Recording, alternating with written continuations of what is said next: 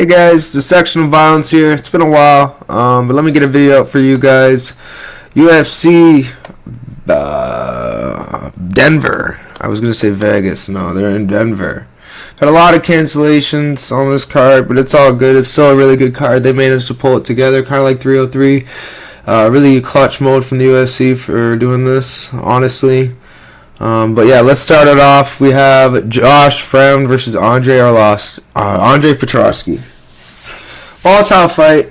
We got Josh Fremd, who historically has shown not the greatest skill set, but he's also not the worst. Like, he's kind of rode the middle of the pine. He's beat some guys, some decent guys like Joel Bauman, Cedricus Dumas, Jamie Pickett. Like, he's beat some, decent guys.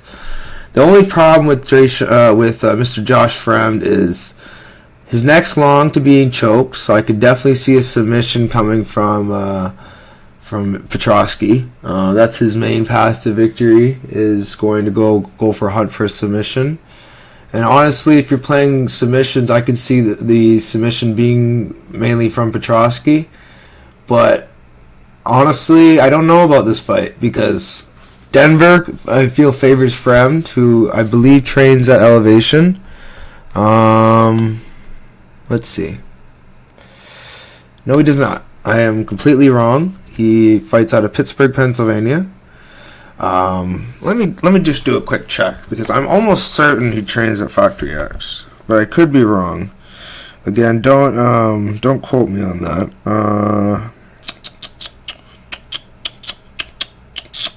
Yeah, he trains Ginger as the West, up in the mountains.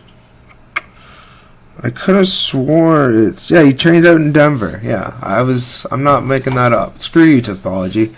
So yeah, honestly, I think this is a favorable matchup for him. I feel like he'll have the cardio advantage, striking advantage. I feel like he'll have.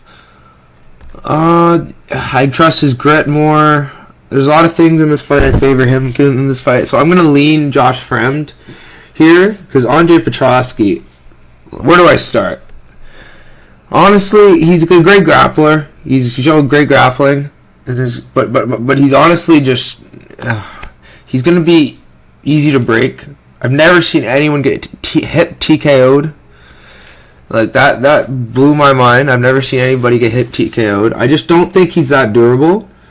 I think Mearshart had him in trouble. I think Pereira finished him round one. Malkoun finished him, in my opinion, fluke or not, that was just ridiculous. Yeah, man. Honestly, I don't know how I would line this fight because I think it's a pick 'em right now. But I would definitely probably just leave it at that because I wouldn't bet this fight if you paid me to. Because if I had to, that's a pretty stupid thing to say. If I had to bet this fight, I'm gonna go with Josh, like Fremd, like betting wise. But man, just be very cautious because he could easily just get subbed in the first round. But honestly, this is a volatile fight. So, if you're betting this fight with confidence, you're insane. Or maybe you just know these guys better than I do. So, I don't know. This is a weird one. I'm going to go with Josh Fremd, but I would not put too much stock into this fight as far as betting. So, yeah. Moving on, we have Montel Jackson versus Blackshear. Interesting fight. I'm really happy the UFC pulled this one off. Last minute banger. We have some classic UFC black on black crime. Montel Jackson is super fast with it, and sharp with his hands. Quick with his ground, man. His ground and pound is sick. I like his ground and pound. The problem with him is if he doesn't get his game going against guys like look at his wins, man. Mariya, who should be out of the UFC by now. He's a great grappler, but that's it. Julio Arce, who, man, he's not bad. He's a good fighter, but I just he's definitely, I honestly, he has some questionable wins. This is one of his questionable wins. If this was just one of his wins, I'd be more happy. But this is supposed to be his best win. Like if you look throughout his career, rest in peace, Felipe Colares, like Jesse Strader, JP Buys. Man, this is a hard one, man, because like he hasn't beat great guys, and he lost to Brett Johns by grappling. Ricky Simone by grappling. Like, this is a hard one because this is going to be one of his real best opponents he's faced. Damon Blackshear, I'm very, very like close to just switching my prediction and going to Damon Blackshear. And at value plus money, I would have taken him, but I think it's back to a pick'ems or close to now, so I wouldn't touch this fight. But man, honestly, I'm waiting to see how the first round goes, and then I'll live bet this card. This is a live betting card. I'm gonna get back into that again. This is going to be, I've worked on some of the things I've done wrong lately, and one of the main things I've done wrong is betting on fights like this at opener when I can get way better lines than live. And I don't think Montel Jackson's gonna not have a quick pace start. So I could see the odds going crazy for Jackson really early. So I'm gonna go Jackson here, just in case somebody gets him round one or. But honestly, like, I'm very close to switching my prediction to Damon Blackshear. We'll see though. I'm just waiting it out right now, deciding what I want to do. But if you look at the guys Damon Blackshear has faced, like, oh my god, like, give me a second here to process how many killers this guy has faced. And he hasn't been fighting that long. Like, when did he start fighting? He's 29 years old. He started in 2016. Okay, so he's been fighting a decent bit. But, he's still pretty young in his career. He's faced guys like, I know Danny Sabatello, it's a heavy wrestling game. I know Free Basharat, but all these guys are pretty good, man. He's faced pretty good guys and beat good guys. Like, Mateo Vogel, great grappler, beat him. Luan Lacerda, beat him by ground and pound. Like, he's shown great grappling. Twister against Jose Johnson. Like, this guy has great skills. Competitive with Farid Basharat. Competitive with Mario Bautista. I haven't really watched a Danny Sabatello fight, but I assume it was competitive at least. Because this guy is not one you're just going to dominate. So this is a tricky fight to call, but I'm going to lean Montel Jackson early. But I could easily be persuaded off this fight with a good argument. So, alrighty, guys. Let's move on to the next one. Luana Santos, Mariya Agapova. Honestly, this is another fight. I just, I don't want to overthink this one. It's Montel Jackson's the side early. Luana Santos is definitely the side early. I just feel like if she doesn't get chinned in the process, I just think Mariya Agapova. I think she's just, too. She's gonna be susceptible to takedowns, and she's got nothing on the ground, man. She's a white belt. I hate to say this, but she's homeless. She's not doing well right now at life. She needs an easy paycheck. I know the grappling tournaments are different. They're gonna tap early to save their career. She can't afford to not miss a fight. I get it. So this is probably everything to her. Maybe homelessness is the best base for MMA. But honestly, I don't think she's doing well mentally. And I don't think the slight early adversity will I don't think she's going to be, not prone to get finished early. So I'm going to go Luana Santos. I'm not going to overthink this one. Agapova definitely has the power and some skill set on the feet to, cause Luana trouble. 100%. But early, gotta favor Luana. I'm not going to touch this fight, but, should be Luana Santos here. Yeah. And yeah, I honestly, I kind of want Agapova to win because she needs the win. She needs the money. Hopefully she gets a big finish. But I think Luana Santos is the side, and I will not be betting this fight. And if you do bet this fight, kudos to you. I don't have the bankroll to support Luana Santos bet at negative 300. I'm sorry, but that's just not happening. And yeah, Jasmine Jasudavicius versus Fatima Kline. Jasmine's gonna win. Jasmine's gonna win. And I know a lot of you guys are gonna say, well, you can't talk about this fight, and I won't. Well, I will say this: Fatima Kline is coming up a weight class. She has not faced anyone as good as Jazz, other than maybe. I want to see if she's faced this one opponent. Let me see. She beat Natasha Kuzin. That's her only good win. Gallardo, whatever. But I think Jasmine is just levels above these girls, and she's gonna have more tools for this fight than Fatima. She's ready, man, and I'm on Jasmine here. I just feel Jasmine is the side.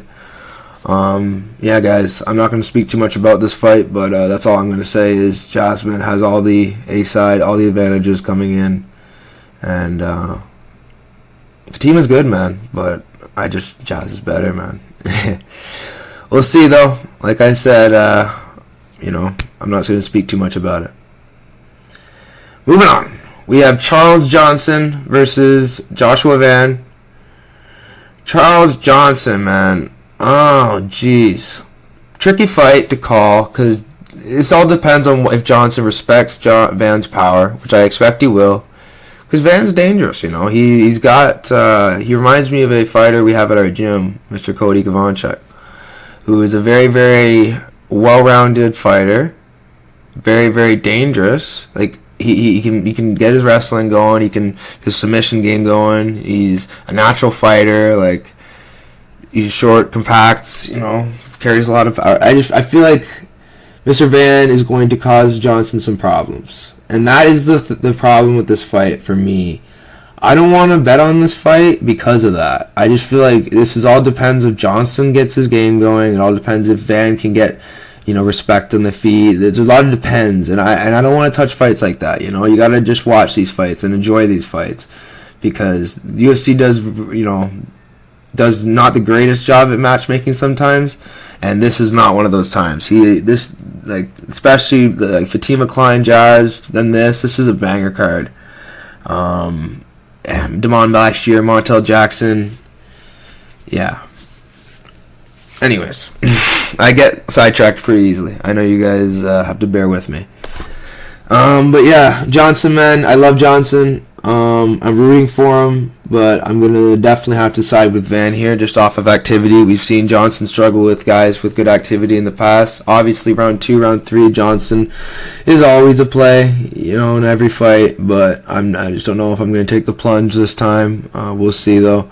It always ends up being a donation, but Johnson at least tries for it, so can't hate on him for that. But yeah, Josh Van, I got to side with him just being, sharper, more technical, and laying the bigger shots. But, maybe it's close. Maybe Johnson gets it with activity and volume. Maybe he gets out-volumed. I don't know. This is a weird one, but I'm going to lean Josh Van. Moving on. Cody Brundage taking on Abdul Razak-Alhassan. Cody Brundage is... He's unreliable. He succumbs to strikes. He succumbs to grappling. He quits on himself.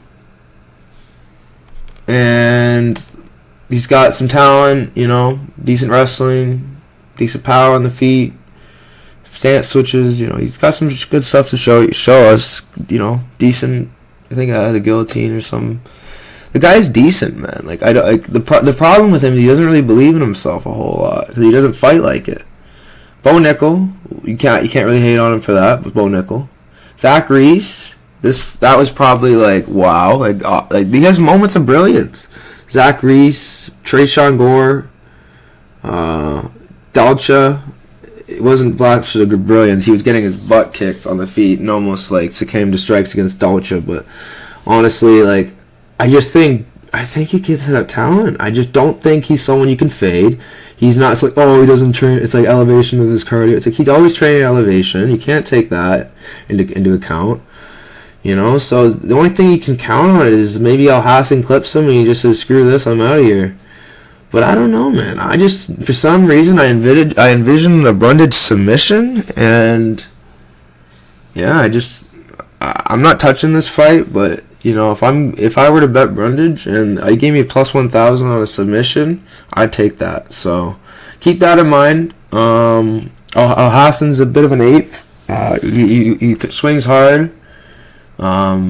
You know, he's got some skill set. You know, he's a veteran. He's trained a decent bit, so he's got some skill set. He's not a complete ape, but for the most part, he's, you know, big swings, all muscle.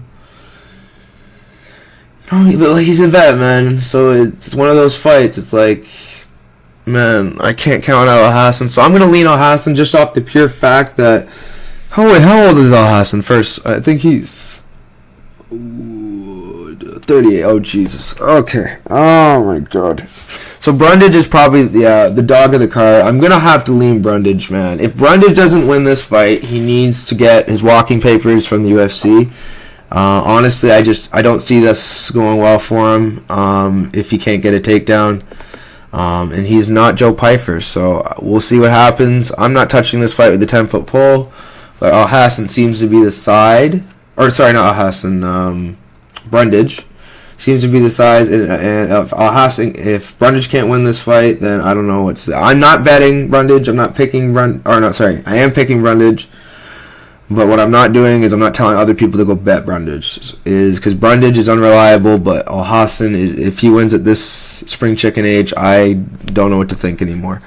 So yeah, guys, we're gonna move on though. I've spoke too long about this fight. This fight is one of the wild cards of the card. Yeah. Moving on. We have Christian Rodriguez taking on Juicy J, Julian Erosa. So yeah, we had Julian Erosa, who's a very, very dangerous grappler. Good jiu-jitsu, especially his choking game. He has very solid submission game. The thing with this fight is C-Rod is hard to take down, and not hard to take down. Well, he is, but he's got good hips, and he's hard to keep down. He's always scrapping. The guy's, he's not used to getting a full fight on the feet. And if you look on his record, the guys that he's fought a full fight on the feet, Reyes, Cortez, Raul, in the second and third, he had to deal with some grappling. Cameron Simon, he has some good wins. He's beat some good guys. This is a really hard one for me because I like Julian. I want him to win, and I'm very, very slightly leaning him. But the problem with this fight is he could get caught by something by C-Rod. C-Rod does swing with hate in his heart. It's just the problem is he hasn't really had the opportunities to show it yet. He hasn't shown his striking to his fullest ability. I think he can be a problem. I just don't think someone's going to give him that fight. I think Juicy J is going to give him that fight. So I'm going to go with Juicy J here, just off the simple fact that C-Rod hasn't had to deal with a lot of striking heavy guys, and Juicy J is funky. So I think Juicy J can outpoint him to a decision. This is a weird fight, man. Honestly, I like the dog money on Juicy J. I wouldn't go crazy with this fight. Obviously, C-Rod's dangerous and on a winning streak. So, gonna go with Juicy J here, but, this is purely heart-based prediction. This could go wrong, so be cautious of that. I think C-Rod's a savage. I just like Juicy J, He has faced how many good guys? If you look at Juicy J's record, who's he faced? He's faced pretty much everybody, if you look at his career, Paddy Pimblett, Jamal Emmers, Eric Sanchez, Grant Dawson, Julio Arce, Devontae Smith, yeah, that one was on a great one. Yeah, I'm not going to talk about that one. Nate Landwehr, Sean Woodson, look at these wins, guys. You can't tell me this guy isn't the king of making fights hard for good, decent guys. Charles Jourdain, but he has some splits there. There's some fights in there that worry me, like Steven Peterson. But that's what I mean. This is what a show me spot for C-Rod. See what he can do. I'm gonna lean in the more reliable, the more experienced fighter in Julian Erosa. Definitely a controversial pick and a very, very hard fight to call. Maybe I'm just overthinking, but we'll see what happens. Moving on, we have Ange Loosa versus Gabriel Bonfim. Ange Loosa, man. I like Loosa, man. He's what can I say? He's a technician. He brings a pretty well-rounded game with him. He can mix it in the wrestling if need be. But the thing with Bonfim is he's just more athletic, coming off a loss. So he needs to win this fight because I know he's a confident fighter. He needs to have that confidence. So he's gonna have a bounce back. Ange Loosa almost got taken out by Reese McKee in the 3rd round. I think Bonfim is sharp. I think Bonfim is dangerous, well-rounded. I think he could submit Loosa. I think he can knock him out. This is a Bonfim fight, but honestly, if he loses this fight, gasses out again, whatever, in the 2nd and 3rd, then I wouldn't be that surprised because Bonfim, he showed that there's quit in him. And if Nicholas Dalby, which is obviously a veteran in a different style fight, who can do that to you, Ange Loosa is not far off him. If not, he's right there. So definitely a weird fight for me. I would line it probably the same. Gabriel Bonfim -300. But I wouldn't bet on this fight after what Bonfim showed. If he can't get his early submission, if he can't get his game going, this could be a problem. But I'm just going to go with the longer, more skilled in my opinion. Not by much. This is a weird one, man. I'm going to go with Bonfim here. But I think the odds are a little wide. I would line it more 2-1. So, yeah. It's a weird one. I'm going to have to talk with more of my associates and see what they think about this one, because this one's a weird trip for me. Because I do think it should be a Bonfim win, but you never know. Loosa's not a bad fighter, so we'll see. Moving on, we have Drew Dober versus Gene Silva. So yeah, Gene Silva is a savage. He just come off a knockout win over Charles Jourdain, and I feel like for this fight I must talk about it with some help from the fighting nerds. I think Gene Silva is the more, I want to say dangerous, but Drew Dober has power in his hands, but that's really about it. He can't really kick, no elbows, knees are not great. He's basically like a slugger, like on the feet. His game is very predicated on just landing the bigger shots and Homer Simpsoning his way to a win. The problem with Gene Silva is he's so elusive and hard to deal with. Like he's really, really dangerous. He knows how to mix in the elbows, mix in knees. He's coming in with a variety of different attacks. Trains at a really good gym that game plans so well. Like he finishes these guys in the first few rounds, and I do think Dober has a great chin, and I do think he can Homer Simpson his way to another victory, which is why I'm not touching this fight. But I'm going to go with Gene Silva here. I just think Gene Silva is... The only thing is they haven't game planned very long, but they're still very good at game planning. So I'm going to go with Gene Silva here for the same purpose, just for the aura factor that he's riding off of aura and the hype. And maybe Drew Dober puts a halt to that hype, but I'm going to ride with the fighting nerds on this one. No, obviously there might be a little bias here, but... I'm definitely going to have to go with Gene Silva here. I don't know. There's something about the aura off this guy I'm getting that he's going to be a good fighter, a future star in the division. Maybe this will age poorly, but I'm going to go with Gene Silva here. Watch out for Drew Dober's power if this fight gets extended, and watch out for maybe Gene Silva gasses out somehow. I don't think so, because he manages his energy pretty well. So we'll see. Has he gone longer than... 2-3 rounds in his career? I think he has. Yeah, he went to a decision with a really good fighter, I believe, in the Contender Series. Yeah, Valajos. So honestly, this could go longer. I think he's ready for this fight. I think there's something in the water in that gym. I think to prepare him for the hard 3 rounds, he'll be fine. I'm gonna go Gene Silva here. Not gonna overthink it. Moving on, we have Santiago Ponzinibbio versus Muslim Salikhov. I see a lot of people betting this fight, and I honestly don't understand why. Santiago at chalk. I understand why Salikhov's value, but I just wouldn't touch this fight. Because Santiago is very, very, hit or miss. And this could be one of those times that he just, KOs Muslim or, wins a decision. Like, he KO'd Morono. I know his wins aren't that great. He KO'd Magny. Like, he is dangerous, man. Like, Salikhov's pretty old. And I know how old is he? 37. Damn. So it's not far off.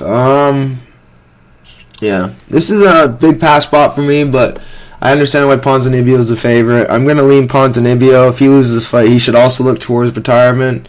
Salikhov, the guy's been old. Like, his picture, first, look at that picture. It was black and white when they took his first picture. Like, he is 40 years old. He is, yeah. That KO by Randy Brown was just sad. I had the over, I think, for that fight. That was just brutal. But yeah, it is what it is. That's why I don't play a lot of overs. I got to work on that. And yeah, Gene Silva, I think, wins his fight. I think Ponzinibbio wins his fight. Could things happen in either of them? Yes. So I'm just going to keep that in mind and stay away from both. But that's what brings us to our main event. We have Tracy Cortez versus Razak Namajunas. Oh, God. I just want Namajunas to win. Tracy Cortez is, she's nuts. She's dangerous with her mindset. I tried to finish that sentence with like a grappling strike. She isn't really dangerous, even though she did like break Jazz's orbital. I don't think it's because of she's not like she's got decent hands for sure, but like she's not out there trying to hurt girls. If you understand what I'm trying to say. The thing with Cortez is she's just always trying to win. And she's faced some good girls, definitely some really good girls, but other than Jazz, her best win is Erin Blanchfield by split. Don't like that. Yeah, she doesn't have a lot of great wins. If you look at her record, Kish is alright, but I think Rose puts up a much harder task for her. I think training with Miranda Maverick, Jazz, Rose is definitely doing the right thing. She has Pat Barry, the notorious diddler, in her corner. Like, come on, man. Like, Pat Barry is probably cooking up a great game plan. Rose is, look at the girl's Rose's face and tell me that she isn't more battle tested. Man and Fioro, close fight. She could have won that fight if she never broken finger. Beat Amanda Ribas. Weili Zhang twice. Jessica Andrade. Like the only losses that are concerning to me. The only losses that are concerning to me are Carla Esparza, and that's it. I think Tracy Cortez, because the only ability to win is to doing nothing and making Rose do nothing, and go on and do her game, or maybe she outboxes her. I don't know. I just think Rose is better, more skilled. I think she could even find a KO. I wouldn't be shocked. I'm gonna go Rose, but it's another fight I have no interest in betting. This is kind of the story of the card. It's not a card I have a lot of interest in betting on. Maybe a few spots, but other than that, that's about it. I don't really have any interest. This is a mostly live card. Take it easy with this card. If I could give you guys my top 5 most confident picks, though, I know you guys want that. Let me go through my list.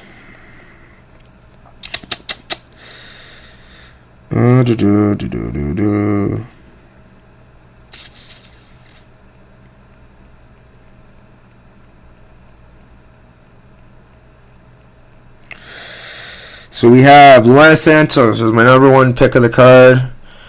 We have Gabriel Bonfim, number 2. He should win this fight. Ponzinibbio, I'd say Jazz, number 3. Ponzinibbio, number 4. And I'd say Namajunas number 5. Alrighty, guys. Like, subscribe. You know the drill. I'll try to get more videos out for you guys. Until next time. Peace.